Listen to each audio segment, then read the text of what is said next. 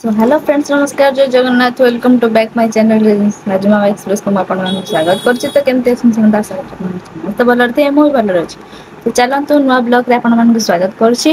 ତ ଏଇ ବ୍ଲଗଟି ଟପିକଟି ହଉଛି ନାକର ସେପ ରୁ ଆମେ କେମିତି ଜାଣିପାରିବା ଆମର ବେବି ବୟ ହବ ନା ଗର୍ଲ ହବ। ଆଉ ଫେସ୍ ମାନେ କେମିତି ଥିଲେ କଣ ଥିଲେ ବେବି ବୟ ହବ ନା ଗର୍ଲ ହବ ସେଇଟା ମୁଁ ଆପଣମାନଙ୍କୁ କହିବି। ମୋ କେସରେ କଣ ହେଇଥିଲା ମୁଁ ପର୍ସନାଲ ଇଏ ଆପଣଙ୍କ ସହିତ ସେୟାର କରିବି। ତ ଭିଡିଓଟିକୁ ଫାଷ୍ଟ ରୁ ଲାଷ୍ଟ ପର୍ଯ୍ୟନ୍ତ ଦେଖିବେ, ଜମା ବି ସ୍କିପ୍ କରିବେନି। ତ ଚାଲନ୍ତୁ ଷ୍ଟାର୍ଟ କରିବା। ତ କହିବି ଆମେ ନାକର ସେପ ରୁ କେମିତି ଜାଣିପାରିବା ବେବି ବୟ ହବ ନା ଗର୍ଲ ହବ। ତ ଜାଣିବା ପାଇଁ ସମସ୍ତେ ଚାହାନ୍ତି କି ଆମର ବେବି ବୟ ହବ କି ଗର୍ଲ ହବ। ତ ସେଟା ଗୋଟେ ମାନେ କଣ କହିଲେ ଗୋଟେ ଇଏ ଥାଏ। ତ ସମସ୍ତେ ଯେମିତି ଜାଣିବାକୁ ଚାହାନ୍ତି, ତ ତା ଭିତରେ ବିଭିନ୍ନ ପ୍ରକାର ସିମଟମ ବି ଅଛି ବେବି ବୟ ଜାଣିବା ପାଇଁ। ବେବି ବୟ ର ଅଲଗା ଅଲଗା ସିମଟମ, ବେବି ଗର୍ଲ ର ଅଲଗା ଅଲଗା ମାନେ କଣ କହିଲେ ସିମଟମ ସବୁ ଅଛି।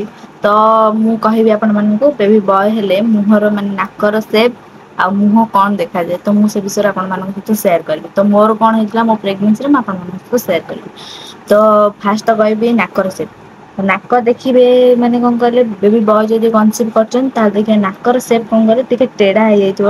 ତେଢା ହେଇଯାଇଥିବ ଯଦି ଆଗ ଅପେକ୍ଷା ଆପଣଙ୍କ ନାକର ସେପ ଟିକେ ଚେଞ୍ଜ ହେଇଯାଇଥିବ।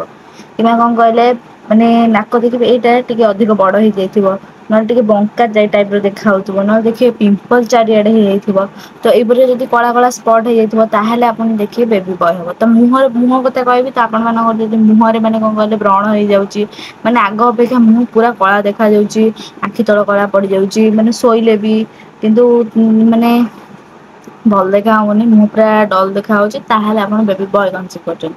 ତ ମୋ କେସରେ ମୁଁ କହିବି ମୋ ନାକର ପୁରା ଏଇଠୁ ଏପର୍ଯ୍ୟନ୍ତ ପୁରା ପୁରି କଣ କହିଲେ କଳା କଳା ସ୍ପଟ ହେଇଯାଇଥିଲା। ତ ଏଇ ନାକ ସେପଟା ମତେ ଅଲଗା ମାନେ କଣ କହିଲେ ଟିକେ ବଡ ବଡ ଦେଖାଯାଉଥିଲା। ଏଇଟା ଟିକେ ବଡ ଭଳିଆ ଫୁଲିଲା ଟାଇପ ର ଦେଖା ଯାଉଥିଲା, ଆଉ ବଙ୍କା ବି ଦେଖାଯାଉଥିଲା। ନାକଟା ମତେ ଲାଗେ ବହୁତ ବଡ ଟାଇପ ର, ଏଇଟା ବଡଟେ ଦେଖାଯାଉଥିଲା, ବଡ ନାକ ଟାଇପ ର। ତ ଆଉ ମୁହଁ କଥା କହିବି ତ ମୁହଁରେ ମାନେ କଣ କହିଲେ ପୁରା ଚାରିଆଡେ ପୁରା ପିମ୍ପଲ ହେଇଯାଇଥିଲା।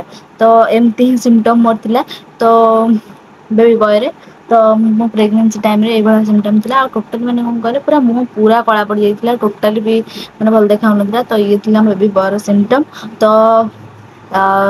ଯଦି ଆପଣ ମାନଙ୍କର ମାନେ ଫେସ ରେ ଏମିତି କିଛି ଦେଖାଯାଉଛି ତାହେଲେ ଆପଣ ଦେଖିବେ ନିଶ୍ଚୟ ଏଇଟା ବେବି ବୟ ହବ। ତ ମୋର ଥିଲା ଏଇଭଳିଆ ସିମଟମ।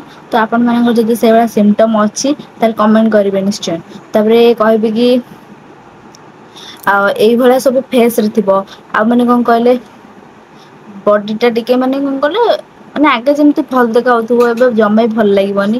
ମାନେ କିଛି ବି କରିବାକୁ ଇଚ୍ଛା ହବନି, କିଛି ମାନେ ଆପଣ ମାନେ କିଛି ବି ଲଗେଇବାକୁ ବି ମୁହଁରେ ଇଚ୍ଛା ହବନି। ତ ମୁହଁ ମାନେ ଏତେ ଖରାପ ଦେଖାଯିବ।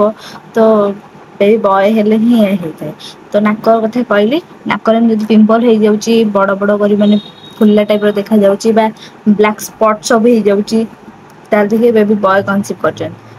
ତ ଇଏ ଥିଲା ମୋ ପ୍ରେଗନେନ୍ସି ଜର୍ଣ୍ଣିରେ ମାନେ ଏମିତି ବି ହେଇଥିଲା।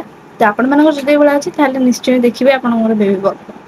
ତ ମୁଁ ମୋର ଯାହା ହଉଥିଲା ଆପଣ ମାନଙ୍କ ସହିତ ସେୟାର କଲି। ଯଦି କିଛି ଡାଉଟ୍ ହେଇଥାଏ ତାହେଲେ ମୋତେ କମେଣ୍ଟ ବକ୍ସରେ ନିଶ୍ଚୟ କମେଣ୍ଟ କରିବେ। ଯଦି ଆଉ କିଛି ଜାଣିବାର ଥିବ ତାହେଲେ ନିଶ୍ଚୟ କମେଣ୍ଟ କରିବେ, ମୁଁ ନିଶ୍ଚୟ କହିବି।